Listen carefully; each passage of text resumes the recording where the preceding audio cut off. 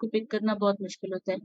मैं कोशिश करूंगी कि आपको बहुत इजी करके ये पढ़ाऊं, ताकि आपको ये याद हो सके, फिर बुक की वर्डिंग भी आपको समझ आ जाए।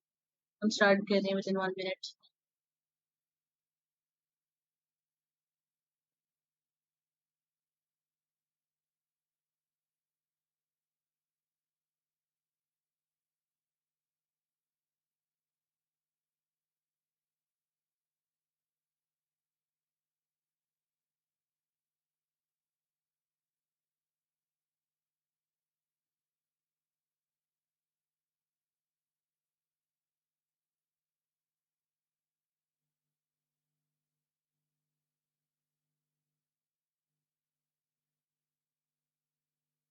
चैप्टर नंबर 9 है ये। इस चैप्टर के अंदर ही 2 कंपोनेंट्स है, पूरा हो जाएगा आज इंशाल्लाह। ठीक है, इसके बाद नेक्स्ट जो आगे हम पढ़ेंगे ना, थैलेमस वगैरह से रिलेटेड चीजें बेसल गैंग्लिया के साथ, वो हम ऑलरेडी उनसे रिलेटेड चीजें ट्रैक्स वगैरह पढ़ चुके हैं, तो हम कर लेंगे इंशाल्लाह। अच्छा, जिन्होंने पहला लेक्चर ले रहे हैं आज, उनको थोड़ी मुश्किल होगी समझने में, लेकिन सुन लें, अगर ना समझ आई तो आप छोड़ दीजिएगा, फिर आप इंट्रोडक्शन लेकर दोबारा इसको सुन लीजिएगा। ठीक है, क्योंकि टर्मिनोलॉजी बहुत नई होगी अभी तक। जो चीजें न्यूरो में पढ़ी हैं वो सबसे ज्यादा कॉम्प्लिकेटेड यही लग रहा है वैसे फिलहाल तक। देखते हैं, क्या पता पढ़ते पढ़ते आसान हो जाए। लेट्स सी, स्टार्ट करते हैं।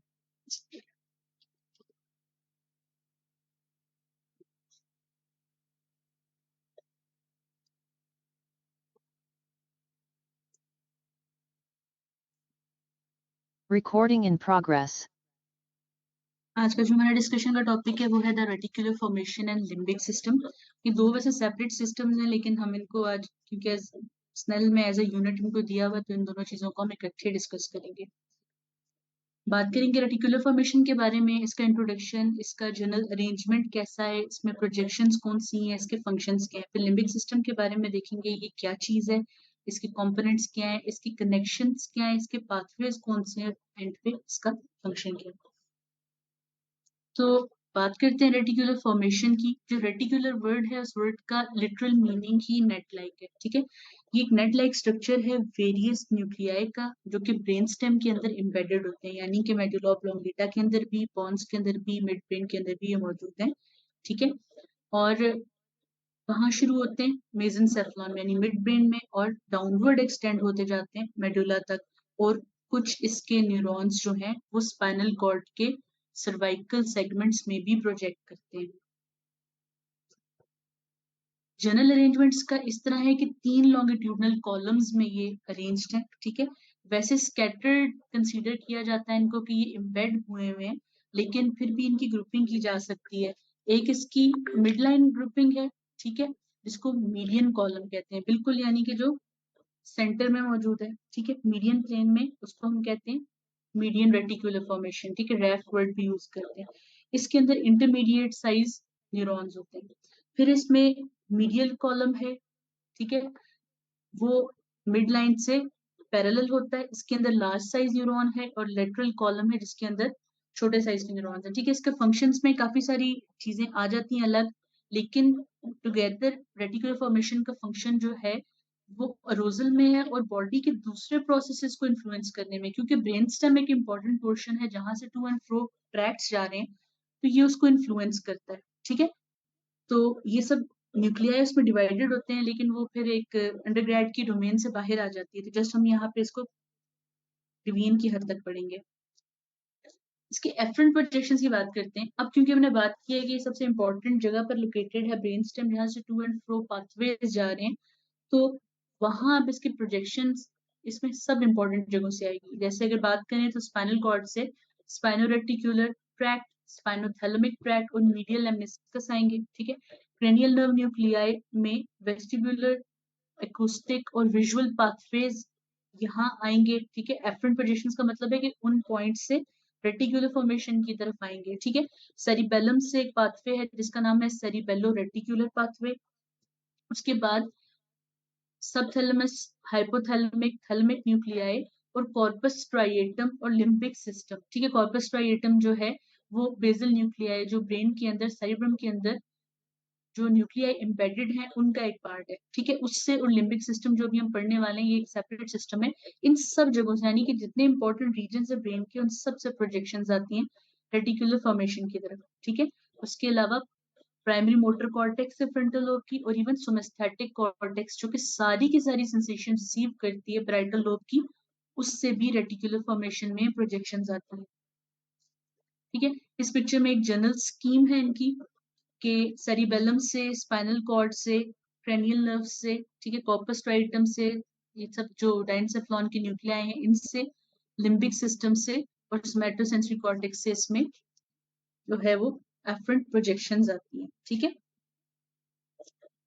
डिफरेंट प्रोजेक्शंस की बात करते हैं। अब ये आउटवर्ड, ये आउटफ्लो ट्रैक से किन स्ट्रक्चर्स को इन्फ्लुएंस करता है। ठीक है, ये ब्रेन स्टेम और स्पाइनल कॉर्ड को इन्फ्लुएंस करता है, रेटिकुलो बल्बर और रेटिकुलो स्पाइनल ट्रैक्ट से। ठीक है, उसके अलावा क्रेनियल नर्व न्यूक्लियाई को और स्पाइनल कॉर्ड के एंटीरियर हॉर्न में भी इसके सेल्स जाते हैं, यानी कि मोटर कंट्रोल पे भी इसका इन्फ्लुएंस है। ये ऑटोनॉमिक नर्वस सिस्टम को सिंपैथेटिक आउटफ्लो और पैरासिम्पैथेटिक आउटफ्लो देता है। ठीक है, उसके अलावा corpus striatum, cerebellum, red nucleus, substantia nigra, tectum, nuclei of thalamus, subthalamus, hypothalamus, इन सब स्ट्रक्चर्स को ये अपनी फ्रंट प्रोजेक्शन देता है। यानी कि देखें, अब ये इस तरह की चीज है कि ये दरमियान में एक मॉड्यूलेटर है, ये अपना इसका डायरेक्टली चीज पे इन्फ्लुएंस है, ज्यादा दूसरे पाथवेज के थ्रू इन्फ्लुएंस है। बाकी सब जो एक्टिविटीज कर रहे हैं ये उनको मॉडरेट करवा के अपना एक्शन करवा रहा है। ठीक है, और सेरिब्रल कॉर्टेक्स जो मेन ब्रेन है, ठीक है, उसमें भी इसकी प्रोजेक्शन जाती है।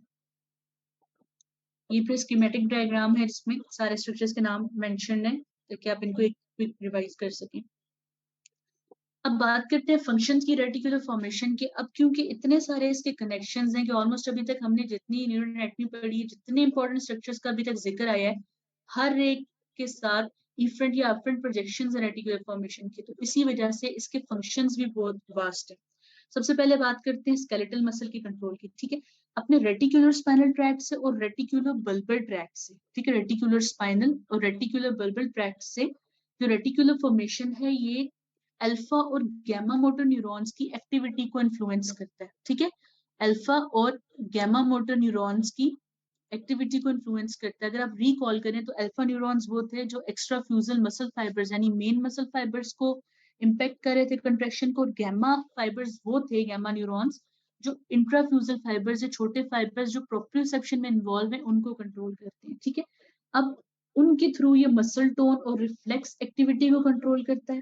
ठीक है, उसके अलावा जो एक इंपॉर्टेंट चीज करता है उसको हम रेसिप्रोकल इनहिबिशन कहते हैं। ठीक है, ये सारा कंटेंट बुक से है, हम जस्ट डिस्कस करेंगे, ये हर चीज हम पढ़ चुके हैं, इसलिए हम हर पॉइंट के साथ इसको रिकॉल करते जाएंगे। ठीक है, रेसिप्रोकल इनहिबिशन करेगा, यानी कि जैसे आपको खड़े होने के लिए जरूरी है कि आपके जो एक्सटेंसर्स हैं उन पे ग्रेविटी का इफेक्ट कम हो ताकि आप स्ट्रेट खड़े हो सकें, तो ये भी रेटिकुलर फॉर्मेशन करवाएगा, मसल्स को इतना स्ट्रॉन्ग रखेगा कि उन पे ग्रेविटी इफेक्ट ना करे।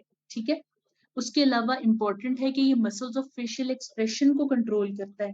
ठीक है, यानी कि जब बंदा किसी भी जोक में, किसी भी बात के रिस्पॉन्स में हंसता है या कोई भी एक्सप्रेशन देता है, उसमें रेटिकुलर फॉर्मेशन का रोल है। ठीक है, और उसके अलावा ये सोमैटिक और विसरल सेंसेशंस को कंट्रोल करता है, यानी कि जो भी, अब जाहिर है इसकी लोकेशन कितनी इंपॉर्टेंट है ब्रेन स्टेम के अंदर, और हमें पता है कि ब्रेन स्टेम के अंदर से सारे ट्रैक्स असेंडिंग भी जा रहे हैं, डिसेंडिंग भी जा रहे हैं, उस वजह से ये सारी जो फीलिंग्स हैं बॉडी के अंदर से, बॉडी के बाहर से, ठीक है, उन सबको इन्फ्लुएंस करता है और डिपेंड करता है कि फैसिलिटेट करता है उनको या इनहिबिट करता है। यानी जैसे सपोज अगर आपने कपड़े पहने हैं, अब आपको पता है कपड़े टच होते रहेंगे, पहले पहनते फील होते हैं, बाद में आप उसको भूल जाते हैं, तो ये क्या करता है, इनहिबिशन क्रिएट करता है ताकि जो चीज नॉर्मल यूजुअल रिस्पॉन्स है बॉडी का बार बार उसकी तरफ ध्यान ना जाए। ठीक है, इस तरह की एक्टिविटी में हेल्प करता है। और उसके अलावा इंपॉर्टेंट चीज ये है कि जो गेटिंग थ्योरी है,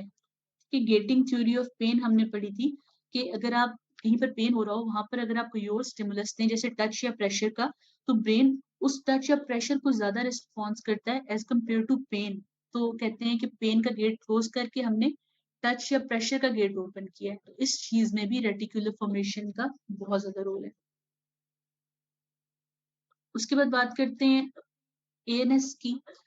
ऑटोनोमिक नर्वस सिस्टम पे ये कंट्रोल करता है। ठीक है, और उसके अलावा सेरेब्रल कॉर्टेक्स, हाइपोथैलेमस और सारे कॉर्टिकल न्यूक्लियाई भी इससे इन्फ्लुएंस होते हैं। तो ये ओवरऑल सारी जो ऑटोनोमिक नर्वस सिस्टम की एक्टिविटी है उसको इन्फ्लुएंस कर सकता है, ठीक है। यानी सिंपैथेटिक एक्टिविटी को भी बढ़ा सकता है, कम कर सकता है, या पैरासिम्पैथेटिक को भी साथ कर सकता है डिफरेंट और स्टिमुलाई के रिस्पॉन्स में, ठीक है।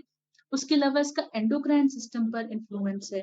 अब ये या तो डायरेक्टली इन्फ्लुएंस करता है हाइपोथैलेमिक न्यूक्लियाई को, ठीक है, या फिर ये डिफरेंट फैक्टर्स की रिलीज को या उनकी इनहिबिशन को कंट्रोल करता है, जो कि होते कहाँ से, पिट्यूटरी से, ठीक है। पिट्यूटरी ग्लैंड क्या है, वो मास्टर ग्लैंड है। अगर उसको कोई चीज कंट्रोल करेगी, ऑब्वियसली बॉडी के बहुत इंपॉर्टेंट प्रोसेसेस को कंट्रोल करेगी, तो इस तरह कहते हैं हम कि रेटिकुलर फॉर्मेशन एंडोक्राइन सिस्टम को भी कंट्रोल करता है, ठीक है। उसके बाद इसका बायोलॉजिकल क्लॉक्स पे इन्फ्लुएंस है। बायोलॉजिकल क्लॉक इस तरह कंसीडर करते हैं कि बॉडी की जो एक नेचुरल रिदम होती है कोई भी काम करने की, इवन जो हमारे हार्मोन्स हैं उनका भी एक नेचुरल रिदम है स्क्रीट होने का। फॉर एग्जाम्पल एड्रीनल हार्मोन जो है वो मॉर्निंग में ज्यादा रिलीज होता है as compared to night, growth hormone night में ज्यादा रिलीज होता है एज कम्पेयर टू मॉर्निंग। तो ये ह्यूमन बींग का बॉडी के अंदर कैसे पता चलता है कि दिन है कि रात है, वो बायोलॉजिकल क्लॉक है, बॉडी का अपना सिस्टम है जिससे इन्फ्लुएंस होता है ये सब प्रोसेस। और है ये किसकी वजह से, रेटिक्यूलर फॉर्मेशन की वजह से, ठीक है। बॉडी की नेचुरल जो क्लॉक है, नेचुरल जो रिदम है, वो रेटिकुलर फॉर्मेशन की वजह से, जिससे बॉडी को पता चलता है दिन है या रात है। यही वजह है कि जब टाइम जोन चेंज होता है तो आपकी बॉडी को एडजस्ट करने में थोड़ा सा टाइम लगता है, आपका स्लीप वेक साइकिल भी एडजस्ट होने में, ठीक है। बॉडी की रिदम चेंज होती है उस टाइम के साथ, ठीक है। सनलाइट इन सब चीजों का इन्फ्लुएंस भी है, लेकिन अल्टीमेटली करवाना तो रेटिकुलर फॉर्मेशन है ये सब कुछ। फिर है रेटिकुलर एक्टिवेटिंग सिस्टम। इस सिस्टम में साथ थैलेमस भी इन्वॉल्व है और कुछ और कॉर्टिकल पाथवेज भी। तो ये है क्या, जिस चीज का हम ज्यादा हमेशा रिलेट करते हैं रेटिकुलर फॉर्मेशन से, रेटिकुलर एक्टिवेटिंग सिस्टम से, कि अरोजल और लेवल ऑफ कॉन्शियसनेस इंपॉर्टेंट है, ठीक है। ये रेटिकुलर फॉर्मेशन कंट्रोल करता है। अब क्योंकि बहुत सारे हायर सेंटर के पाथवेज रेटिकुलर फॉर्मेशन से गुजरते हैं, इस वजह से ये जो है इतनी एबिलिटी है इसमें कि सोए हुए बंदे को जगा सके। फॉर एग्जाम्पल बंदा सोया हुआ है, आप उसको जो है वो चुटकी काटते हैं, वो उठ जाता है, क्यों, क्योंकि जो पाथवे है सारा वो गुजरा है, और ठीक है सारा सेंसेशन कैरी करने का पाथवे असेंडिंग ट्रैक्ट है वो पास हुए हैं ब्रेन स्टेम से। उन्होंने रेटिकुलर एक्टिवेटेड सिस्टम को भी मैसेज दिया है कि कोई ज़रा काइंड ऑफ खतरा है ना, उस टाइम जब आप सोए होते हो तो वो ये एक ऐसी चीज है जो आपको पिंच करके मतलब आप उठा दिया गया है, इसका मतलब है कि आप इसको एक्टिव रिस्पॉन्स करें तो रेटिकुलर एक्टिवेटिंग सिस्टम फौरन एक्टिवेट हो जाता है इस केस में, ठीक है।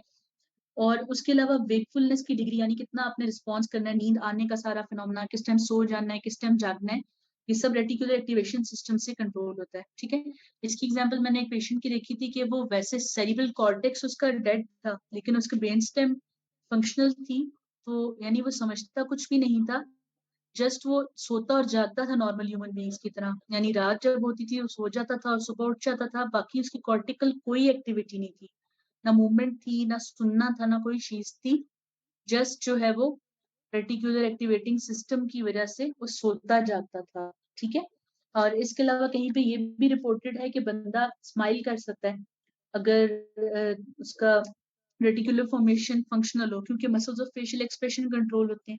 तो जितना इन्फ्लुएंस इसका है कि कॉर्टेक्स नहीं भी काम करी, क्योंकि वैसे भी जो फेशियल नर्व न्यूक्लियाई है वो भी सारे ब्रेन स्टेम में, तो ये भी एक कहा जाता है कि अगर सेरेब्रल कॉर्टेक्स में स्ट्रोक हो जाए तो भी बंदा स्माइल कर सकता है रेटिकुलर फॉर्मेशन की वजह से। तो जिस पेशेंट की हम बात करें उसके ही था, फैमिली इसलिए कन्विंस नहीं थी कि पेशेंट ब्रेन डेड है, क्योंकि वो सोता जागता भी था और रिस्पॉन्स भी यानी स्माइल की सूरत में दे देता था, जो कि रेटिकुलर फॉर्मेशन की वजह से था, थोड़ा बहुत यानी एक्टिविटी उसकी थी, सही।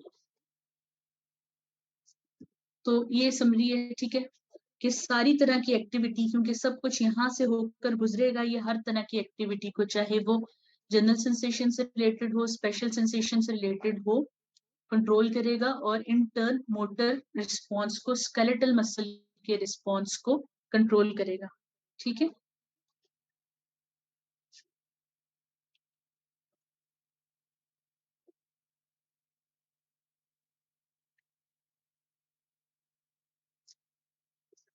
नेक्स्ट जो हमारा टॉपिक है वो लिम्बिक सिस्टम है, ठीक है। लिम्बिक जो वर्ड है इसका मतलब ही बॉर्डर या मार्जिन है, ठीक है। लिम्बिक वर्ड जो है लैटिन से, इसका मतलब है बॉर्डर या मार्जिन, क्योंकि ये ऐसी जगह है जो सेरिब्रल कॉर्टेक्स और हाइपोथैलेमस के दरमियान, ठीक है, बॉर्डर पर मौजूद है। इस वजह से इसको कहा है लिम्बिक सिस्टम। ठीक, ये सेरिब्रल कॉर्टेक्स है, ये हाइपोथैलेमस है, इनके दरमियान में ये मौजूद है, तो इसका नाम रखा है लिम्बिक सिस्टम। इसके अंदर ग्रुप ऑफ न्यूक्लियाई है और ये वो सेट है जो कि इमोशंस, बिहेवियर, सेक्सुअल ड्राइव और मेमोरी से रिलेटेड है। ठीक है, और ये जो ग्रुपिंग इसकी हम करते हैं, ठीक है, जब ये हम पढ़ेंगे आगे इसमें कौन कौन से पार्ट्स आते हैं, ये फंक्शनल ग्रुपिंग है, एनाटमिक नहीं। एनाटमिकली ये एक ही जैसा स्ट्रक्चर है, लेकिन हमने इसको पार्ट्स में डिवाइड किया हुआ है ताकि ये फंक्शन इसके डिटरमाइन हो सके। ठीक है, अब ये क्योंकि सिस्टम है, इसके अंदर सेरिब्रम के भी कंपोनेंट है, डाइनसेफ्लॉन के भी कंपोनेंट हैं और मेसेनसेफ्लॉन के भी कंपोनेंट्स हैं। यानी कि जो लिम्बिक सिस्टम है ना, वो जस्ट एक स्ट्रक्चर नहीं है, वो सेट, क्योंकि ये एनाटॉमिकल क्लासिफिकेशन तो नहीं है ना कि एक स्ट्रक्चर का नाम हमने लिम्बिक सिस्टम रखा, ये फंक्शनल क्लासिफिकेशन है कि जिन चीजों का फंक्शन एक जैसा था उन सबको हमने, चाहे वो सेरिब्रल कॉर्टेक्स का हिस्सा थे, चाहे वो डाइनसेफ्लॉन का हिस्सा थे, चाहे वो मेसेनसेफ्लॉन या मिड ब्रेन का हिस्सा थे, लेकिन उनका फंक्शन इन सब चीजों से रिलेटेड था जिनका हमने जिक्र किया, यानी कि इमोशंस, बिहेवियर और ड्राइव, मेमोरी। तो हमने उन सबको एक सेट, एक हेडिंग के अंदर क्लासिफाई कर दिया जिसका नाम है लिम्बिक सिस्टम। ठीक है, ओवरऑल फंक्शन क्या होगा इन सबका, मेमोरीज प्रोसेस करना, इमोशनल स्टेट क्रिएट करना, ड्राइव, सेक्सुअल ड्राइव से रिलेटेड है और एसोसिएटेड बिहेवियर जितने भी रिस्पॉन्सेज। अब इसके अंदर एरियाज कौन से हैं, सेरिब्रल के, सेरिब्रम के कंपोनेंट्स में से कॉर्टिकल एरियाज हैं जिसको हमने लिम्बिक लोब कहा था। अगर आप रिकॉल करें सेरिब्रम में, तो मीडियल साइड पर एक लिम्बिक लोब मौजूद थी। उसके अंदर अगर रीजन्स की बात करें, एनाटॉमिकल रीजन्स की, तो सिंगुलेट गायरस आता है, डेंटेट गायरस आता है और पैरा हिप्पोकैम्पल गायरस आता है। ये सब किसके पार्ट्स हैं, ये ज्यादा टेम्पोरल लोब का रीजन है सारा। ठीक है, और कुछ पैराइटल लोब की भी इनपुट होगी इसमें। न्यूक्लियाई की बात करें तो हिप्पोकैम्पस और अमिगडालाइड बॉडी है। ट्रैक्ट्स में फॉर्निक्स आता है, वो क्या है अभी हम देखते जाएंगे। ठीक है, फिर डाइसेफलिक कंपोनेंट्स में थैलेमस का एंटीरियर न्यूक्लियर ग्रुप है, हाइपोथैलेमस का वो सेंटर्स हैं जो इमोशंस, एपिटाइट और रिलेटेड बिहेवियर से रिलेटेड है। अभी हमने ये बात की कि फंक्शनल क्लासिफिकेशन है, तो एनाटॉमिकली स्ट्रक्चर कहीं भी लोकेटेड है, लेकिन फंक्शन अगर वो ये वाला कर रहा है जो यहाँ पर मेंशन है, तो उसको हम लिम्बिक सिस्टम का हिस्सा कंसीडर करेंगे। ठीक है, उसके अलावा रेटिकुलर फॉर्मेशन भी शामिल होगा। ठीक है, इसके अंदर तो इस पिक्चर में आप जनरल देख सकते हैं। ठीक है, डेंटेट गायरस है, हिप्पोकैम्पस है, एमिगडाला है, हाइपोथैलेमस के कुछ न्यूक्लियाई हैं और सिंगुलेट गायरस है। ठीक है, मेमिलरी बॉडीज भी आ जाता है, इसके ट्रैक का हिस्सा बनाता है। अब दो टर्मिनोलॉजीज हमने यहाँ पढ़ी है, एक को लिम्बिक लोब कहते हैं, एक को लिम्बिक सिस्टम कहते हैं। इनका डिफरेंस आपको पता होना चाहिए। ठीक है, बुक में ये मेंशन नहीं है, लेकिन ये चीजें क्योंकि टर्म्स यूज होंगी तो फिर बंदा कंफ्यूज होता है इन चीजों में, तो क्लियर होना चाहिए कि लिम्बिक लोब एक एनाटॉमिकल स्ट्रक्चर है। ठीक है, लिम्बिक लोब एक एनाटॉमिकल स्ट्रक्चर है, लिम्बिक सिस्टम एक फिजियोलॉजिकल क्लासिफिकेशन है। ठीक है, अब लिम्बिक लोब के अंदर क्या आता है, इसके अंदर कॉर्टिकल एरियाज आते हैं लिम्बिक सिस्टम के, यानी जो हिस्सा लिम्बिक सिस्टम का कॉर्टेक्स, सेरिब्रल कॉर्टेक्स के अंदर लोकेटेड है, वो हिस्सा लिम्बिक लोब है, और बाकी जो सब चीजें हैं वो फिर सिस्टम का हिस्सा है। ठीक है, अब जैसे कि लिम्बिक लोब के अंदर पैरा हिप्पोकैम्पल गायरस आता है, हिप्पोकैम्पस आता है, ऑर्बिटल फ्रंटल ट्रैक्ट्स, ठीक है, आ जाते हैं, सिंगुलेट गायरस है, इंसुला है। इनमें से कुछ चीजें हम डिस्कस करेंगे आज, कुछ फर्दर जो आगे चैप्टर आते जाएंगे उनमें डिस्कस करते जाएंगे। ठीक है, चीजें टाइम टू टाइम क्लियर होती जाएंगी, कंटेंट बहुत ज्यादा है, तो हम उन चीजों पे फोकस करेंगे आज जो जस्ट लिम्बिक सिस्टम से रिलेटेड हैं और इस रीजन में मौजूद है जहां लिम्बिक लोब है। ठीक है, बाकी जो चीजें साथ साथ आती जाएंगी, जैसे बेसल गैंग्लिया के जो कंपोनेंट्स हैं, थैलेमस, हाइपोथैलेमस के, वो हम रेलिवेंट चैप्टर्स में डिस्कस करेंगे ताकि आज हमारा कंटेंट ज्यादा ना हो। ठीक है, जस्ट जो रिलेट हो सके, समझ आ सके। अब लिम्बिक सिस्टम पे वापस आते हैं। लिम्बिक सिस्टम के अंदर यही लिम्बिक लोब, यानी ये जो सब हमने कंटेंट देखा है, सेरिब्रल कॉर्टेक्स के पोर्शन प्लस ये वाले स्ट्रक्चर्स हैं जो यहाँ मेंशन है। ठीक है, उसके अंदर न्यूक्लियाई में एमिगडाला है, सेप्टल न्यूक्लियाई है, मेमिलरी बॉडी है, एंटीरियर थैलेमस है। ठीक है, फिर कनेक्शंस आ जाते हैं, फॉर्निक्स नाम का मीडियन फोरबेंड बंडल है, स्ट्राया टर्मिनलिस है, मेमिलोथैलेमिक ट्रैक्ट है। ठीक है, मल्टीपल पाथवेज भी इसका हिस्सा है, क्योंकि ये वो हैं जो इन सब मैसेजेस को कन्वे करने हैं आगे एरियाज में। हिप्पोकैम्पल फॉर्मेशन की बात करते हैं। अब हिप्पोकैम्पल फॉर्मेशन भी एक रीजन है, ठीक है, जिसके अंदर हिप्पोकैम्पस, डेंटेट गायरस और पैरा हिप्पोकैम्पल गायरस मौजूद है। ठीक है, अब यहाँ इस पिक्चर में देखिए, यहाँ पे ये जो CA1, 2 और 3 लिखा हुआ है, ये वाला रीजन वो है जो हिप्पोकैम्पस है, आप येलो से देख सकते हैं, ठीक है। इसके आगे एक वर्ड लिखा है जिसके अंदर लिखा है कॉर्नु एमोनिस, ये इसका पुराना नाम, ठीक है। उसी की वजह से ये CA1, CA2, CA3 है, ये इसके रीजन्स के नाम है। अब है इस तरह के, नॉर्मली जो सेरिब्रल कॉर्टेक्स है उसके अंदर 6 लेयर्स होती हैं, ठीक है। लेकिन हिप्पोकैम्पस एक ऐसा एरिया है जिसके अंदर जस्ट 3 लेयर्स हैं, ठीक है। तभी इसके लेयर्स के नाम अलग अलग लिखे हुए, CA1, CA2, CA3, ठीक। उसके इमीडिएटली साथ एक और एरिया है जिसका नाम है डेंटेट गायरस, ठीक है। और उसके अलावा एक एरिया है जिसको पैरा हिप्पोकैम्पल गायरस कहते हैं, ये जो ब्लू से लेबल्ड है ये वाला एरिया, ठीक है। तो ये सारे स्ट्रक्चर जब इकट्ठे होते हैं तो ये हिप्पोकैम्पल फॉर्मेशन कहलाते हैं, ठीक। अब हिप्पोकैम्पस प्रॉपर भी अक्सर जगह पे लिखा होता है, अगर वो लिखा होगा तो उसका मतलब होगा ये वाला हिप्पोकैम्पस यानी CA1, CA2, CA3 वाला, और उसके अंदर डेंटेट गायरस भी ऐड कर दो तो वो हिप्पोकैम्पस प्रॉपर। डिफरेंट बुक्स में डिफरेंट टर्मिनोलॉजी है, तो हम फिर स्नेल की फॉलो करेंगे। स्नेल में ये पैटर्न है, तो हमें क्या पता होना चाहिए अभी तक इस बात के बारे में कि हिप्पोकैम्पल फॉर्मेशन के अंदर हिप्पोकैम्पस है, डेंटेट गायरस है और पैरा हिप्पोकैम्पल गायरस है। सबसे पहले बात करते हैं हिप्पोकैम्पस की, ठीक है। हिप्पोकैम्पस क्या चीज है? हिप्पोकैम्पस एक कर्व्ड एलिवेशन है ग्रे मैटर की, यानी कि ये जो है अंदर इसके ग्रे मैटर है, यानी कि नर्व सेल बॉडीज की कलेक्शन है, डेंड्राइट्स की कलेक्शन है, जो लेटरल वेंट्रिकल के पूरे फ्लोर में मौजूद है। अब यहाँ पर फ्लो ये आ जाता है कि हमने वेंट्रिकल अभी नहीं पढ़ी, लेकिन ये सब चीजें हम पढ़ेंगे तो फिर हमें वेंट्रिकल का स्ट्रक्चर ज्यादा बेहतर समझ आएगा। अभी समझने के लिए आपको इतना समझना है कि ब्रेन की मिड लाइन में मौजूद है ये, ठीक है। जहाँ सेंटर होता है ब्रेन का वहां ये पास मौजूद है। और है क्या चीज है? ये ग्रे मैटर की एलिवेशन है जो पूरे फ्लोर ऑफ लेटरल वेंट्रिकल में है, ठीक है। इसका एक्सपेंडेड एंड है ना, एक कोना जो एक्सपेंडेड है, ये एक स्ट्रक्चर बनाता है जिसको हम पेस हिप्पोकैम्पस कहते हैं, ठीक है। पेस हिप्पोकैम्पस इसका एक एक्सपेंडेड पोर्शन है। अब बात ये आती है इसका नाम हिप्पोकैम्पस है क्यों? ये हिप्पोकैम्पस जो है ना, ये सी हॉर्स जो होता है ना, उसका लैटिन या ग्रीक नेम है डिफरेंट लैंग्वेज में। तो अगर हम इसका क्रॉस सेक्शन देखें तो ये बिल्कुल सी हॉर्स से रिजेंबल करता है। ये जो स्ट्रक्चर है ना, ये हिप्पोकैम्पस है प्रॉपर, और ये इसके साथ कंपेयर करने के लिए सी हॉर्स बनाया हुआ है, ठीक है। तो ये एक वेटिक एनिमल है, एक सी में मौजूद होता है, सी हॉर्स कहते हैं इसको, ठीक है। तो बिल्कुल इसकी जैसी शेप है, इसलिए इसका नाम हिप्पोकैम्पस है, ठीक है। पहला नाम क्या था? कॉर्नु अमोनिस, ठीक। अब इसकी जो कन्वेक्स वेंट्रिकुलर सरफेस है, यानी कि ये जो कर्व बना हुआ है, अब ये जगह क्योंकि इसके ऊपर वेंट्रिकल लाई करती है जो ब्रेन की कैविटी है, इस जगह पे एक थिन लेयर मौजूद है व्हाइट मैटर की, उसको हम कहेंगे एलबीएस, ठीक है। ये देखिए ये कर्व है ना सारा, CA1, CA2, CA3 से आपको समझ आना चाहिए ये हिप्पोकैम्पस है, ठीक है। अब इसके ऊपर एक व्हाइट मैटर, खुद ये ग्रे मैटर है, इसके ऊपर व्हाइट मैटर की कवरिंग है जिसका नाम है एलबीएस, ठीक है। अब एलबीएस क्या है कि जो नर्व फाइबर्स हिप्पोकैम्पस के अंदर, हिप्पोकैम्पस के ग्रे मैटर के अंदर मौजूद हैं, ये जब एग्जिट कर होते हैं ना तो ये एलबीएस बनते हैं, ठीक है। फिर एलबीएस आगे से जाकर एक बड़े बंडल में कन्वर्ट होता है और डिफरेंट जगहों के फाइबर्स मिलाकर, तब उसको फिम्ब्रिया कहते हैं, ठीक है।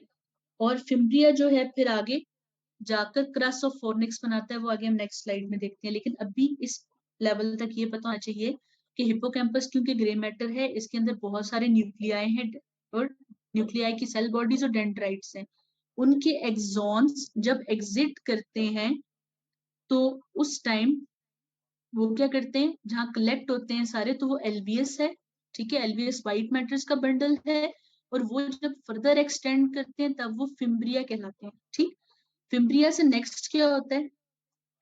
जैसे देखिए ये हिप्पोकैम्पस है, यहाँ से जब ये एग्जिट किया तो इस पॉइंट पर होना चाहिए ये एलबीएस, ठीक है। एलबीएस जब आगे जाता है तो ये फिम्ब्रिया बनता है, ठीक। फिम्ब्रिया जो है ये फिर आगे जाते जाते क्रस ऑफ फोर्निक्स, यानी है ये व्हाइट मैटर का बंडल, लेकिन जैसे जैसे प्रोसीड करता जा रहा है साइज में एक्सटेंड जा रहा है, डिफरेंट जगहों से व्हाइट मैटर आ रहा है और इसका नाम चेंज होता जाएगा अपनी लोकेशन के हिसाब से, ठीक है। पहले हिपोकैम्पस था, फाइबर्स निकले तो एलवीएस बना, एलवीएस के बाद फिम्ब्रिया, फिम्ब्रिया के बाद फॉर्निक्स है अब, ठीक है। अब फॉर्निक्स के डिफरेंट पार्ट्स हैं, ठीक है, जैसे क्रूरा ऑफ फॉर्निक्स है, क्रस ऑफ फॉर्निक्स बन जाएगा। और उसके बाद हिपोकैम्पस एंड कहाँ पर होता है, जहां पर कॉर्पस कैलोसम का स्प्लीनम होता है। अगर आप रिकॉल करें तो कॉर्पस कैलोसम का स्ट्रक्चर कैसा था, ऐसा। अब ये जो इसका एंड था ना पोस्टीरियर एस्पेक्ट पर, इसका नाम था स्प्लीनम। यहाँ यानी क्योंकि ये स्ट्रक्चर है ही ऐसा, अगर आप इस शेप को देखें तो जो सेरेब्रल कॉर्टेक्स के अंदर कॉर्पस क्लोसम के नीचे एरिया, ये बिल्कुल उसके नीचे एडजस्टेड होता है, ठीक है। तो ये उसके स्प्लीनम के नीचे एंड हो जाता है। अभी हम एक दफा यहाँ देखिए, ये जहां पर वेंट्रिकल्स हैं और कॉर्पस कैलोसम है, वहां पर ये एडजस्टेड है स्ट्रक्चर, ठीक है। एक मरतबा इस पिक्चर में देखें, ये सिंगुलेट गायरस और इस स्ट्रक्चर के दरमियान में यहाँ होता है कॉर्पस कैलोसम, ठीक है। फिर ये स्ट्रक्चर मौजूद है नीचे।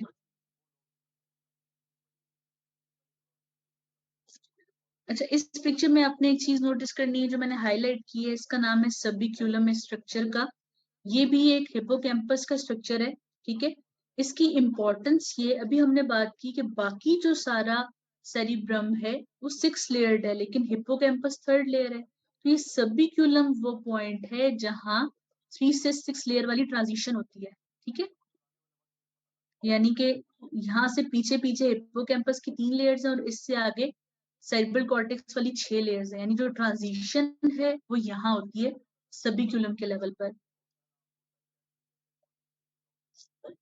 अगले स्ट्रक्चर की बात करते हैं हिप्पोकैम्पल फॉर्मेशन की, तो इसको हम डेंटेट गायरस कहते हैं, ठीक है। ये भी ग्रे मैटर का ही बैंड है, फर्क ये है कि ये नैरो है, छोटा है, ठीक है, नैरो नॉच्ड स्ट्रक्चर है बिल्कुल, ये छोटे छोटे फाइबर्स इसके अंदर है, ये डेंटेट गायरस है, सही। ये कहाँ मौजूद है, ये हिपोकैम्पस के फिम्ब्रिया और पैरा हिपोकैम्पल गायरस, जो बाकी दो स्ट्रक्चर्स हैं इस रीजन के, उनके दरमियान मौजूद है। यानी कि ये ऊपर हिपोकैम्पस है, नीचे पैरा हिपोकैम्पल गायरस है, उनके दरमियान में ये वाला स्ट्रक्चर मौजूद है, ठीक। अब ये गायरस जो है, ये बिल्कुल जिस तरह फिम्ब्रिया जा रहे होते हैं ना हिपोकैम्पस के फाइबर्स, उनके साथ साथ ये कंटिन्यू करता है। जैसे आप देख सकते हैं, ये देखें, ये फॉर्निक्स जा रहा है, यानी जो हिपोकैम्पस से सारे फाइबर्स लेकर, तो उसके साथ साथ ही ये डेंटेट गायरस भी ट्रेवल कर रहा है। और जब ये स्प्लीनम के पॉइंट पर पहुंचता है, यानी कॉर्पस क्लोसम के स्प्लीनम वाले पॉइंट पर पहुंचता है, इस जगह पर, वहां जाकर ये एक स्ट्रक्चर बन जाता है जिसको इंडोजियम ब्राइसियम कहते हैं, ठीक है। अब ये खुद क्या स्ट्रक्चर है, ये भी ग्रे मैटर का बैंड है, जिसके जो कॉर्पस कैलोसम के सुपीरियर एस्पेक्ट को कवर करता है, ठीक है। कॉर्पस, अब ये कॉर्पस कैलोसम यहाँ था ना, ये कॉर्पस कैलोसम के ऊपर आ गया ये वाला स्ट्रक्चर। यानी नॉर्मली जो हिपोकैम्पल फॉर्मेशन है वो कॉर्पस कैलोसम से नीचे है, लेकिन अब क्योंकि ये कर्व करके ये इसके ऊपर आ गया, ठीक है। तो ये चीज याद रखनी है, ये स्प्लीनम है ना, ये वाला रीजन इस पॉइंट पे होता है स्प्लीनम, ठीक है। तो ये उससे ऊपर चला गया है अब, और कर्व करके आ गया, और इस एरिया का नाम अब क्या है स्ट्रक्चर का, इंड्यूसियम ग्राइसियम, ठीक। अब ये जो इंड्यूसियम ग्राइसियम है, इसके अंदर 2 वाइट फाइबर्स होते हैं, बंडल्स, ठीक है, उनको लॉन्गिट्यूडनल स्ट्राया कहते हैं। और बाद में आकर ये जो बैंड है ये टर्मिनेट हो जाता है आगे, ठीक है। इंडोस्ट्रियम ग्राइसियम जो बैंड है ये आगे आकर टर्मिनेट हो जाता है, और जिस स्ट्रक्चर में टर्मिनेट होता है उसका नाम अनकस है, ठीक है। डिफरेंट सेक्शंस की पिक्चर्स हैं, थोड़ा सा कॉम्प्लिकेटेड लगेगा इसको पढ़ने में, लेकिन जब आप एक दफा इसको फ्लो चार्ट की तरह कि एक स्ट्रक्चर किस तरह दूसरे में ट्रांजिशन होता है इस तरह देखेंगे, तो ये आपको बेहतर समझ आ जाएगा। Recording stopped. अच्छा, यहाँ पे भी स्टॉप करते हैं, क्योंकि वैसे भी मीटिंग में 3 मिनट रह गए हैं, दरमियान में कहीं एंड हो जाएगी तो फ्लो टूट जाएगा। मुझे बताएं आप लोग को समझ आ रही है, क्योंकि ये इतना कॉम्प्लिकेटेड स्टफ था, और बुक में जो लिखा है वैसा नेट पे कहीं नहीं था, टोटली डिफरेंट था। मैंने इसको काफी टाइम लगाकर बनाया आसान करने के लिए, और कोशिश की कि सारी स्नैली फॉलो। आप लोग बताएं कुछ समझ आ रही है, ठीक है, मतलब सही जा रहा है। मुझे लग रहा है कि आज कुछ अच्छा नहीं हो रहा, सही नहीं है आज, क्योंकि बहुत कॉम्प्लिकेटेड था, मुझे खुद इसमें समझने में जो है ना वो टाइम लगा है बहुत ज्यादा, मतलब सो मैं एमफिल में न्यूरोफिजियोलॉजी होती थी तो खाली फंक्शन पे ज्यादा फोकस था। फिर चलिए मैं रिपीट करवाती हूँ जो आप लोग कह रहे हैं।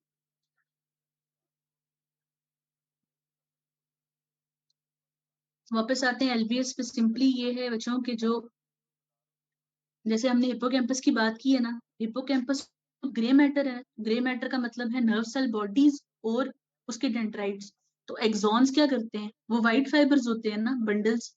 तो जब इस हिप्पोकैम्पस से इन वाले न्यूरॉन की बाहर निकलेगी ना इसका एक्सॉन वाला बैंड, तो वो एलवीएस कहलाएगा।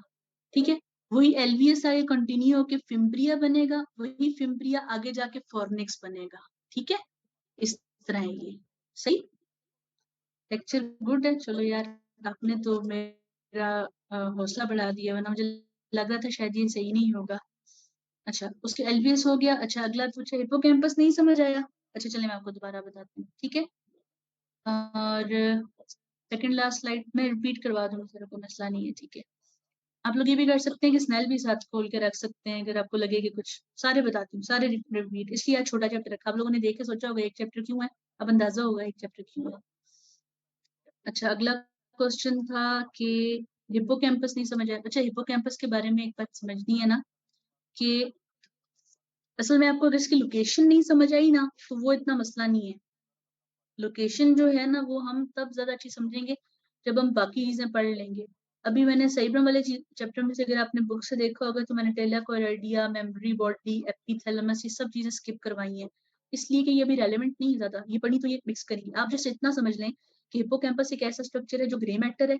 इसके व्हाइट फाइबर्स आगे कंटिन्यू करते हैं, डिफरेंट स्ट्रक्चर्स बनाते हैं, इसकी प्रोजेक्शंस जाती हैं डिफरेंट स्ट्रक्चर्स में, और ये इमोशंस में रोल प्ले करता है। बाकी जो इसकी जगह है ना, ये कहाँ रखना है, कहाँ सेट होगा, वो हम आहिस्ता आहिस्ता क्लियर कर लेंगे जब हम बाकी कुछ पढ़ेंगे। ठीक है, नेक्स्ट लिंक भेजती हूँ।